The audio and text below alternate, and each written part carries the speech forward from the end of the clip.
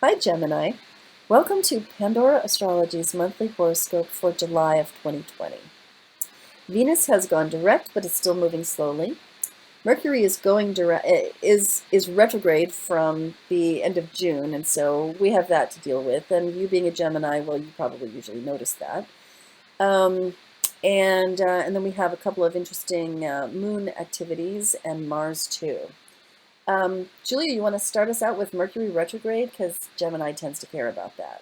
Sure. Well, hey, Gemini. So, again, like Jamie said, Mercury starts this month retrograde, and it's going to be in your second house of possessions and income. The second house has a lot to do with security as well. So, this could mean everything from having miscommunications about money or having to sort of review and rethink your strategy surrounding your income, how to get more money, or around your possessions, like, oh, is this car really worth it? Are all the payments kind of stacking up too much? That could be another expression of it. But then on July 12th, Mercury's going to go direct, and that's going to make things a lot smoother, which is great for everybody.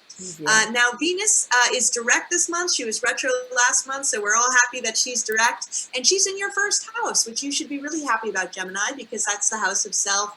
Venus is such a peaceful, beautiful, a pleasurable planet. So this could mean that you take a lot of pleasure in your own personal style this month. You enjoy kind of trying something new with your hair, maybe getting a new look together.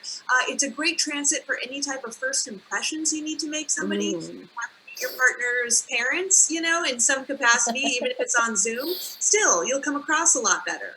And then Mars is in Aries all month, which correlates with your 11th house of friends as well as long-term goals. So that can mean that you're putting a lot of your energy, because that's what Mars represents, in achieving some long-range goal this month. That could be goals that you have 5 years down the line, 10 years down the line, the stuff that takes a little while to bear fruit.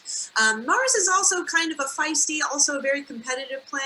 So you might be extra competitive with your friends, or your friends might be extra competitive with you as well. So try not to get into any fights with them. Truly. I would think Venus in the first house could make the That Geminis does of the help. world extra charming That does help. this month. Definitely. That's awfully nice. So we've got a couple of moons to talk about. There is a lunar eclipse happening on July 4th, our nation's birthday, if you are an American. And I think that this one is going to be pretty intense and possibly quite difficult. I've called it "We Are All Patriots" because I think it's going to bring up a lot of uh, thoughts in people's minds about, well, what is it to be a patriot? And the reason I think that is because Moon is in Capricorn, Sun is in Cancer, and so there may be thoughts and feelings about the homeland. And lunar eclipses do stir up a lot of emotions, and they have a tendency to bring this unconscious feel. And I think that that's probably intensified by this one landing in your 8th house of intimate relationships. So try not to be driven by unconscious feelings in your intimate relationships, especially try not to be driven to extreme reactions, like, telling somebody you're dead to me, or, jumping into bed in the first 2 seconds of meeting someone, etc. um, and then the other lunation is a new moon in Cancer. That one is happening on July 20th. And here it is in the end of your second house, which, as Julia said, is a house of money, possessions. It's a house of physical security and safety. And new moons have a tendency to be about beginnings. They're good times to plant seeds for the future. Often because those seeds are planted in the dark, they germinate in the dark. We don't always see the results of those, but this is a really good time to plant seeds for your wealth building in the future, or for a better relationship with your physical self, your body, and how you feed it, and maintain it. And I think that that's very connected to those Mercury retrograde themes that Julia was talking about a minute ago.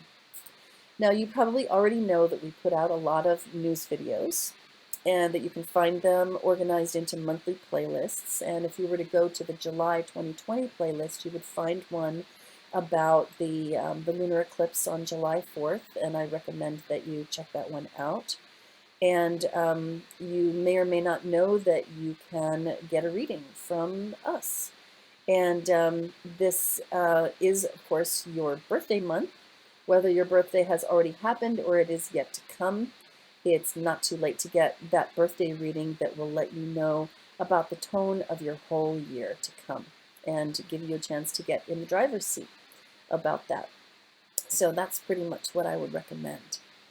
And you can always find your horoscope on our website at pandoraastrology.com/horoscope, and here on our YouTube channel, Pandora Astrology.